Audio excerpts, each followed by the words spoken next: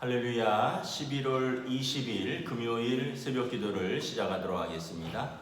사도신경으로 우리의 신앙을 고백하시겠습니다. 나는 전능하신 아버지 하나님 천지의 창조주를 믿습니다.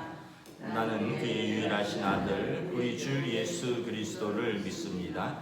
그는 성령으로 잉태되어 동정녀 마리아에게서 나시고 본디오 빌라도에게 고난을 받아 십자가에 못 박혀 죽으시고 장사된 지 사흘 만에 죽은 자 가운데서 다시 살아나셨으며 하늘에 오르시어 전능하신 아버지 하나님 우편에 앉아 계시다가 거기로부터 살아있는 자와 죽은 자를 심판하러 오십니다. 나는 성령을 믿으며 거룩한 공교회와 성도의 교제와 죄를 용서받는 것과 몸의 부활과 영생을 믿습니다. 아멘. 찬송가 322장 찬양하시겠습니다. 찬송가 322장입니다.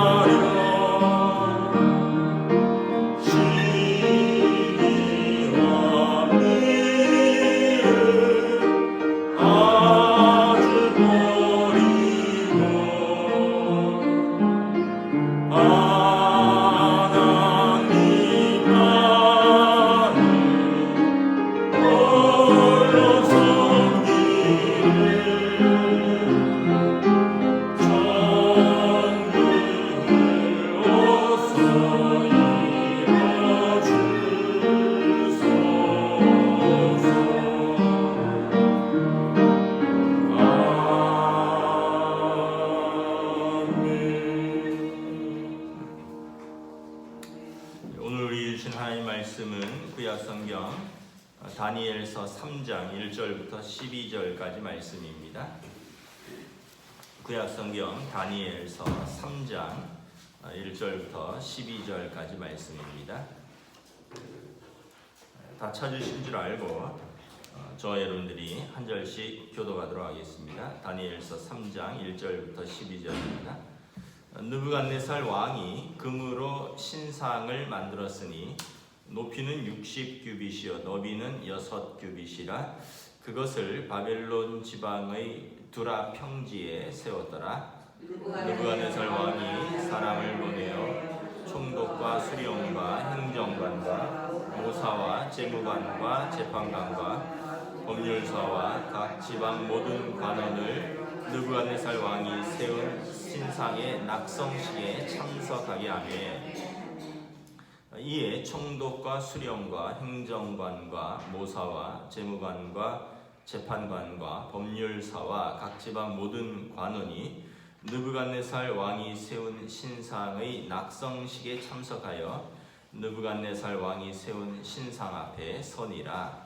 선포하는 자가 크게 외쳐 이르되 백성들과 나라들과 각 언어로 말하는 자들아, 왕이 너희 우리에게 명하시나니 너희는 나팔과 피리와 수금과 삼현금과 양금과 생황과 및 모든 악기 소리를 들을 때 엎드려 느부갓네살 왕이 세운 금신상에게 절하라. 누구든지 엎드려 절하지 아니하는 자는 즉시 맹렬히 타는 풀무불에 던져 넣으리라 하였더라. 모든 백성과 나라들과 각 언어를 말하는 자들이 나팔과 피리와 수금과 삼현금과 양금과 및 모든 악기 소리를 듣자 곧 느부갓네살 왕이 세운 금신상에게 엎드려 절하니라. 그때 어떤 갈대아 사람들이 나와 유다 사람들을 참소하니라. 그들이 느부갓네살 왕에게 이르되 왕이여 만수무강하옵소서. 왕이여 왕이 명령을 내리사 모든 사람이 나팔과 피리와 수금과 삼현금과 양금과 생황과 및 모든 악기 소리를 듣거든 엎드려 금신상에게 절할 것이라.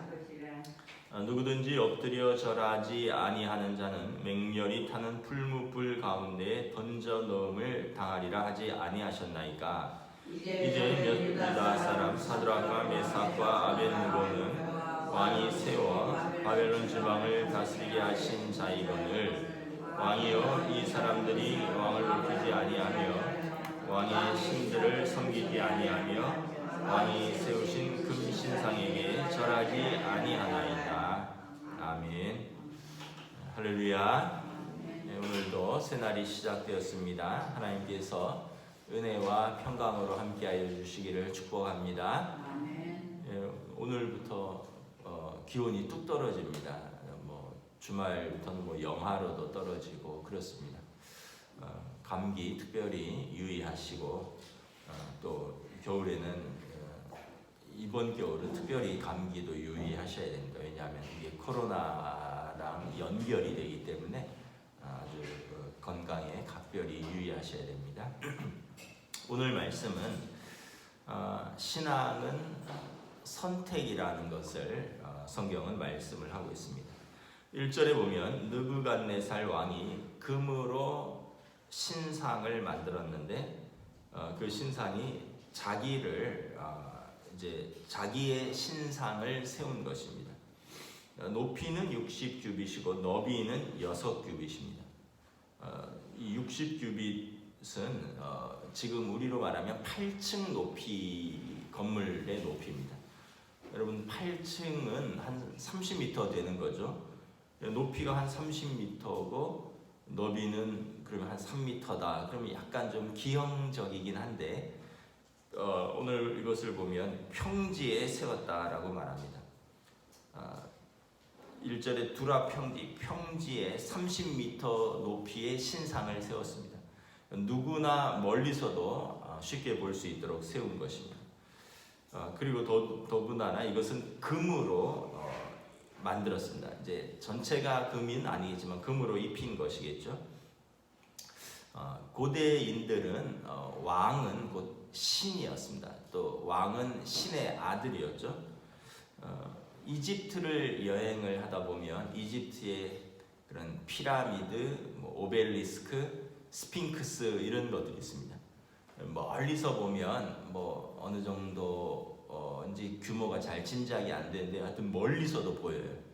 가까이서 가서 보면 이 스핑크스 같은 것은 이제 사람의 얼굴이고 몸은 사자의 몸인데 크기가 어마어마합니다. 그러니까 한 이 정도 될 거예요. 한 30-40m 정도 되는 것입니다. 또 오벨리스크라고 이집트에 보면 이렇게 높이 세운 어떤 첨탑 같은 것이 있는데 하나의 대리석에다가 여기에 이제 왕의 업적을 쓰는 겁니다. 어느 왕이 언제 태어나서 언제 죽었는데 어떤 일들을 했다, 왕의 업적들.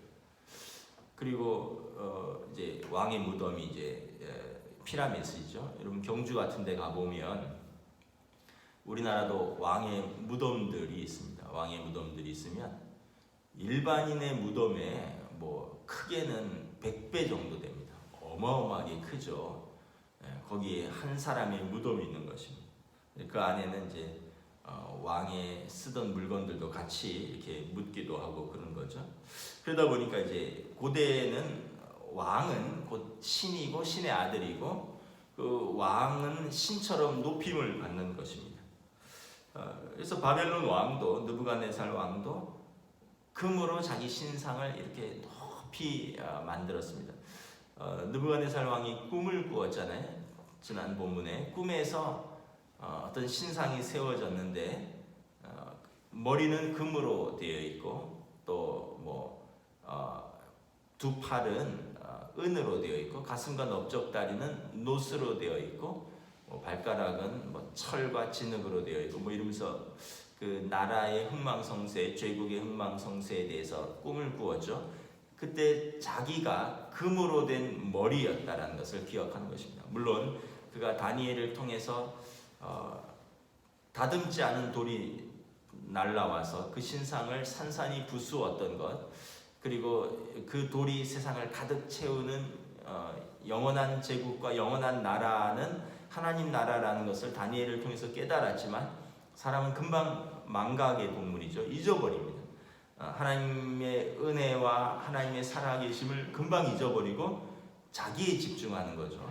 느부갓네살 왕이 아마 그 신상의 금으로 된 그 머리에 자기였다는 것을 깨닫고는 정말 모든 나라와 민족 가운데서 자기가 높임을 받고 싶었던 거죠. 그래서 2절 3절에 보면 각 지방의 총독과 수령과 행정관과 모사와 재무관과 재판관과 법률사와 지방의 모든 관원들을 신상의 낙성식에 참석하게 합니다. 그 당시에 느부갓네살 왕은 바벨론이 세계를 나름대로 통치할 때입니다. 다시 말하면 이것은 자기네 나라뿐만이 아니라 식민지의 모든 그 백성의 지도자들을 다 불러 모은 것입니다.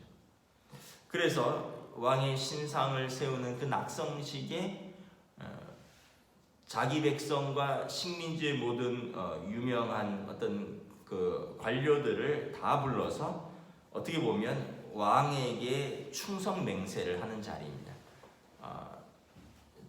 식민지를 다스리는 제국의 느부갓네살 왕에게 절대 권력에 대한 복종과 충성 맹세를 하는 거죠. 4절에 보면 여러분 이 얼마나 장관이었는지를 이렇게 묘사를 하고 있습니다. 나팔과 피리와 수금과 삼형금과 양금과 생황과 모든 악기 소리, 그러니까 아마 아주 웅장하게 모든 악기들을 다 동원해서 그 음악이 선포되고 또 나팔을 불 때 모든 그 평지에 어마어마한 사람들이 모여서 왕이 쫙 등장하고 신상의 낙성식을 할 때 우리로 말하면 테이프 커팅을 한다거나 뭐 이럴 때 사람들이 그 장엄한 음악 가운데 그 평지에 쫙 엎드리는 거죠. 그러면서 뭐 왕이여 뭐 만세수를 하옵소서 내지는 뭐 왕을 찬양을 하는 것이죠. 7절에 보면 이제 그것이 이제 현실화됩니다. 모든 백성과 나라들과 각 언어를 말하는 자들, 그러니까 식민지의 모든 나라들이 다 포함되어 있다는 것입니다. 그래서 마치 자기가 신인 거죠. 여러분 모든 백성과 나라들, 각 언어를 말하는 자들, 우리 하나님을 찬양해야 되는데 느부갓네살 왕을 찬양하는 것입니다. 그들이 모든 악기와 어떤 그 사인에 맞춰서 느부갓네살 왕이 세운 금신상에 일제히 엎드려 절을 합니다. 그때 8절에 보면 어떤 사람들이 유다의 사람들을 참소하기 시작합니다. 그 사람들이 누구냐 하면 사드락과 메삭과 아벳느고입니다. 12절에 다니엘의 세 친구들입니다. 다니엘과 함께 우상에게 바쳐진 그 고기와 술을 먹지 않고 그 환관장의 그 신임을 얻어서 채식만 하고도 그들이 얼굴이라든가 얼굴의 빛이라든가 그 용모와 지혜가 떨어지지 않는다라는 것을 증명했던 그 세 친구들이죠. 이 느부갓네살 왕의 꿈의 사건이 있은 이후에 다니엘을 그 제국의 총리로 높입니다. 그리고 다니엘의 세 친구들을 다니엘이 왕에게 천거해서 각 지방을 다스리는 어떤 지방의 행정관직을 맡고 있었습니다. 사람들이 배가 아프겠죠. 왜냐하면 유다 사람들은 포로입니다. 포로 출신이 똑똑하다고 왕의 신임을 얻어서 예를 들면 어떤 도의 도지사를 하는 거예요. 여러분, 우리가 예를 들면 이런 거죠. 우리도 보면 이주민 출신이나 아니면 탈북자 중에 국회의원들이 있잖아요. 뭐 태영호 씨라든가 뭐 필리핀 여인인데 한국 사람과 결혼했던 그 자스민 의원 같은 경우, 그러니까 뭐 이런 분들은 우리나라 국회의원인데 어떻게 보면 뭐 탈북자고 또 어떻게 보면 뭐 외국인 여인 출신이고, 그래서 사람들이 마음에 국회의원은 대한민국을 대표하는 300명의 그 국회의원인데 우리도 못하는데 아니 뭐 외국인 출신 여인이 또는 뭐 어떤 탈북자 출신 북한 사람이 하고 있으니까 뭐 이렇게 좀 마음들이 좋지 않겠죠. 여러분, 예를 들면 우리 중국 구청장이 예를 들면은 뭐 어디 동남아에서 노동자로 왔다가 여기에서 좀 탁월하게 어떤 실력을 발휘해서 뭐 국적을 획득하고 그리고 됐다. 그러면 우리가 어떤 행사에 참석할 때마다 사람들이 그냥 고운 눈으로 보겠습니까? 뭐 뒷말들이 있겠죠.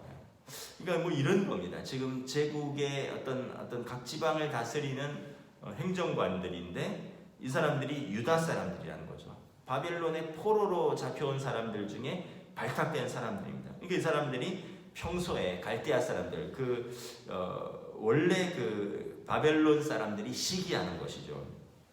그러면서 어떻게 이 꼬투리를 잡을까 하다가 여기에 참석하지 않은 것을 알게 됩니다. 그래서 9절 10절에 보면 느부갓네살 왕에게 나와서 참소합니다. 왕이여 만세 무강하옵소서 하면서 왕의 명령이 금신상에게 모두 절하라 하지 않았습니까? 그런데 절하지 않는 자는 맹렬히 타는 풀무불 가운데 던져 넣으라 하지 않았습니까? 용광로 속에 던져 넣겠다는 것입니다. 12절에 이제 유다 사람 몇몇이 있는데 사드락과 메삭과 아벳느고는 왕이 바벨론 지방을 다스리게 하는 자이거늘, 다시 말하면 바벨론의 공무원이라는 거죠. 그런데 왕이 세운 그 금신상에 절하지 아니하였다는 것입니다. 이 사람들을 어떻게 해야 되겠습니까? 라고 묻는 거죠. 당연히 여러분, 바벨론 왕이 풀무불에 던져 넣으라고 하겠죠. 여러분, 풀무불은 쇠를 녹이는 용광로입니다. 그러니까 얼마나 뜨거울까요? 제가 언젠가 포항제철에 간 적이 있는데 뭐 안에 들어가 본 건 아니고 밤에 멀게요. 포항제철이 용광로가 불을 밝힌 것도 있지만 그거는 그냥 24시간 뜨거운 용광로는 철을 녹여야 되기 때문에 식힐 수가 없는 거죠. 멀리서 봐도 그냥 빨갛습니다. 나중에 나오겠지만 거기에 7배나 더 불을 뜨겁게 해서 불 속에 던져라. 그리고 얼마나 뜨거웠든지 사드락, 메삭, 아벳느고를 불에 던지는 사람들도 같이 타 죽었다. 여러분, 어떤 숯불 같은데 고기 구울 때 보면 집게 들고도 했지만 손이 뜨겁잖아요. 근데 풀무불을 7배나 뜨겁게 했으니까 얼마나 뜨거웠을까요? 그 속에 던지라라는 거죠. 근데 사드락, 메삭, 아벳느고의 대답이 무엇이냐면 이제 다음에 나오지만 내일 본문입니다. 우리는 하나님을 섬기는 사람으로서 하나님께서 우리를 왕으로부터 구원해 주실 것을 믿습니다. 그리고 그렇지 아니하실지라도 우리는 왕과 왕의 신상에 절하지 아니하겠나이다. 그렇지 아니할지라도, 여러분, 이것이 신앙인들의 어떻게 보면 절개인 거죠. 어제 제가 TV 어떤 방송을 봤는데 그 강경화 외무부 장관도 나오고 그 세계 석학이죠 총균쇠를 썼던 그 다이아몬드 교수랑 또 이렇게 줌으로 이렇게 화상 통화를 하면서 코로나 시대에 우리 인간이 어떻게 살아가야 되는가 뭐 이런 이야기를 하는데 마지막에 그런 이야기를 하더라고요. In spite of 그럼에도 불구하고 인간은 그럼에도 불구하고 희망을 잃지 않아야 된다. 그럼에도 불구하고 인간은 질 수 없다. 그럼에도 불구하고 우리는 쉽게 얘기하면 사랑하고 소명을 감당하며 살아야 된다. 이런 이야기를 하더라고요. 여러분 세상도 바이러스에 엎드리지 않겠다는 거예요. 세상도 고난 속에서 그냥 무너지지 않겠다는 겁니다. 세상도 그럼에도 불구하고 인간다움을 잃지 않겠다는 겁니다. 여러분 하나님의 백성은 마땅히 그래야 되죠. 그렇게 아니하실지라도 우리는 하나님만을 섬기겠는 하나님이 우리를 도우시고 하나님이 우리를 건지시고 하나님이 우리를 복주실 것을 믿습니다. 그렇지 아니하실지라도 하나님께서 우리는 하나님을 버리지 않겠습니다. 왜냐하면 하나님께서 우리를 선택하셨기 때문입니다. 제가 예전에 노회원 수련회로 3.1운동 100주년이죠. 작년이었을 겁니다. 대한민국의 성지순례를 했었어요. 성지순례가 뭐냐면 우리나라에서 신앙을 지키다가 순교한 어떤 교회들 또 믿음의 선배들의 발자취를 3.1운동 100주년을 기념해서 이제 그런 교회들을 쭉 다녔습니다. 예를 들면 뭐 제암리라든가 또 아우네장터 3.1운동 유관순 열사의 아우네장터 뭐 이런 쭉 다녔는데 아주 인상적이었던 게 제가 언젠가 한번 말씀을 드렸어요. 군산 영광 지역을 갔는데 거기에 한 교회가 있어요. 그 교회가 산 밑에 있는 나지막한 산 밑에 있는 교회예요. 그 위에는 지금은 공원이 되었는데 그 위에는 학교가 있었다고 합니다. 그 위에서 보면 군산 영광 지역이 이렇게 한눈에 쫙 보이는 그 지역이더라고요. 제가 정확하게 지금 지명을 지금 기억은 못하는데, 근데 이제 거기에 뭐가 있었냐면 학교와 선교사 선생님들의 관사가 있었어요. 일제가 제일 눈에 가시가 뭐냐면 교회였어요. 교회.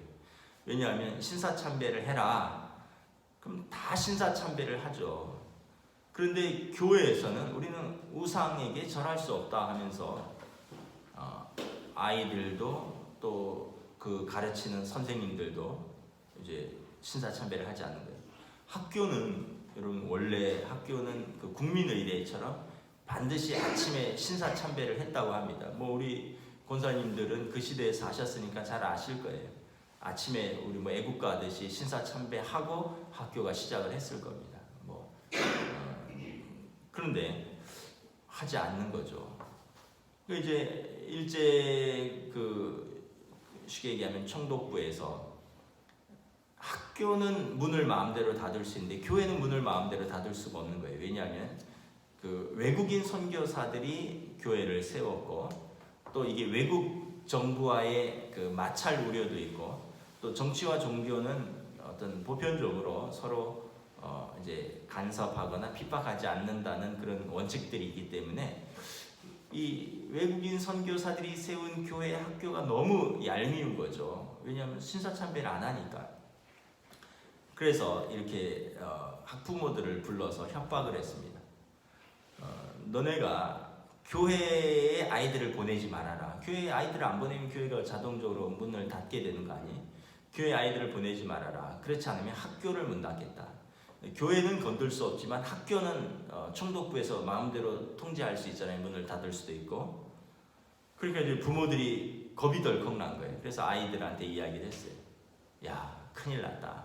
총독부가 학교를 문 닫는단다. 학교를 다녀야 되지 않, 공부는 해야 되지 않겠는가? 아이들이 그럼 어떻게 학교를 다닐 수 있어요? 했더니 교회에 가지 말아라. 교회에 가지 않으면 학교는 문 닫지 않겠단다. 근데 너네들가 계속 교회에 가면 학교를 문 닫겠단다. 그럼 그때 아이들이 뭐라고 대답을 했을까요? 학교를 폐교하라고 하세요. 우리는 예배 드릴 겁니다. 여러분 이게 우리가 지금 들으면 되게 멋있다. 야, 우리 멋있는 말이다. 여러분 그게 지금 직접 저와 여러분들에게 주어진 상황이라고 해보세요. 여러분들이 그렇게 자녀들에게 이야기할 수 있을까요? 야, 교회는 나중에 다닐 수도 있어. 지금 학교 다니는 데도 더 급해. 요즘 여러분 학원 다녀야지. 학원 다니는 그 주일날 학원 가야지. 야, 지금 시험인데 지금 학원이 아니고 시험 주간인데 학교 성적이 급하지. 교회는 다음 주에도 가면 되잖아. 교회는 대학 가면 되잖아. 교회는 나중에 가도 되잖아. 이게 여러분 대부분의 우리의 선택입니다. 여러분 100년 전에 우리의 선조들은 부모들은 그렇게 이야기했지만 학생들이 뭐라고 했습니다 하면 학교를 문 닫으라고 하세요. 우리는 하나님을 예배하겠습니다. 그리고 교회를 간 거예요. 그래서 학교를 폐쇄해 버렸어요. 그래서 학교를 폐쇄하고 거기에 공원을 만들어 버린 거예요. 그 자리가 학교가 있던 자리, 학교 선생님들이 있던 관사인데 거기가 공원이 됐어요. 학교를 폐쇄한 거예요. 그랬더니 어떻게 됐을까요? 교회에서 아이들을 더 열심히 가르쳤어요. 교회 선생님들이, 선교사들이, 교회 선생님들이, 한국인 선생님들, 외국인 선교사들이 아이들을 더 열심히 가르쳤죠.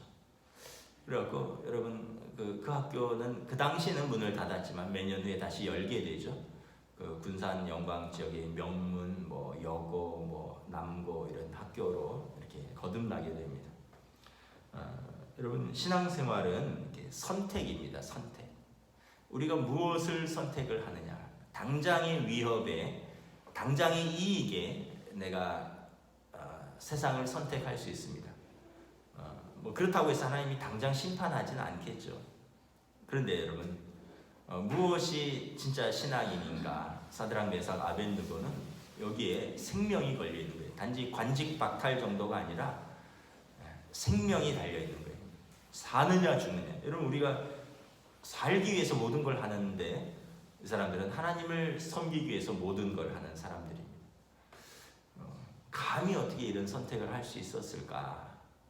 실제로 풀무불에 던져졌죠. 여러분 오늘 하루도 우리는 많은 선택 속에 살아갑니다.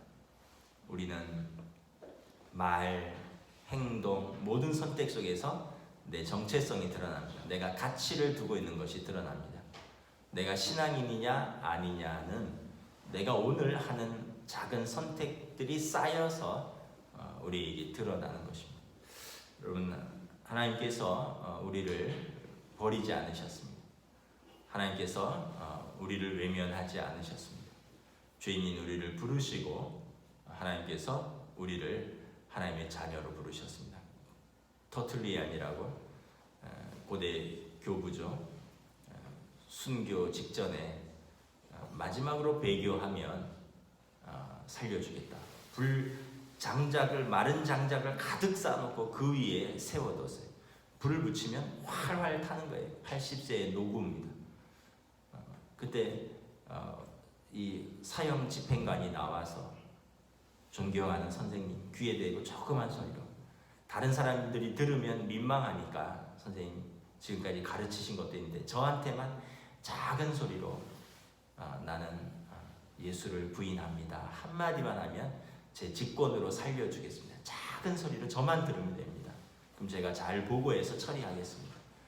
근데 뭐라 그랬나 하면 우리 주님이 나를 평생 동안 배반하지 않았는데, 우리 주님이 나를 내 80평생 동안 나를 배반한 적이 없으신데 내가 이 80에 살려고 우리 주님을 배반하겠느냐. 그리고 불에 타서 순교했습니다.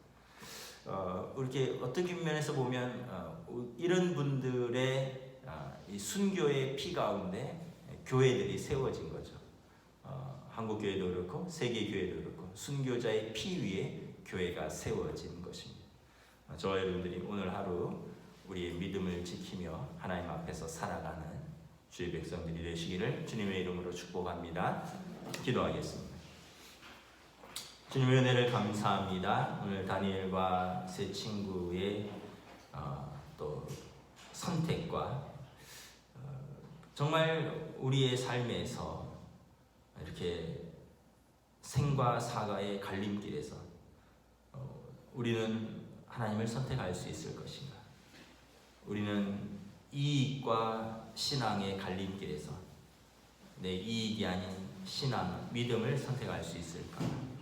우리는 우리 자녀들에게 가르칠 때 세상의 영광과 또 하나님을 예배하는 그 선택 속에서 우리는 무엇을 가르칠 것인가? 우리가 말하고 우리가 선택하는 것들이 우리의 정체성이자 우리의 가치라는 것을 다시 한번 깨닫습니다. 이 어려운 시대에 다시 한번 우리의 믿음을 돌아봅니다. 주님 우리를 부르시고 우리를 버리신 적이 없는데 우리가 현실 속에서 어려움 때문에 주님을 외면하지는 않았는가 다시 한번 돌아보며 하나님 앞에서 믿음으로 살아가는 주의 백성들로 인도하여 주시옵소서. 감사를 드리오며 우리 주 예수 그리스도의 이름으로 기도드리옵나이다. 아멘. 하늘에 계신 우리 아버지, 아버지의 이름을 거룩하게 하시며 아버지의 나라가 오게 하시며 아버지의 뜻이 하늘에서와 같이 땅에서도 이루어지게 하소서. 오늘 우리에게 일용할 양식을 주시고 우리가 우리에게 잘못한 사람을 용서하여 준 것 같이 우리 죄를 용서하여 주시고 우리를 시험에 빠지지 않게 하시고 악에서 구하소서. 나라와 권능과 영광이 영원히 아버지의 것입니다. 아멘.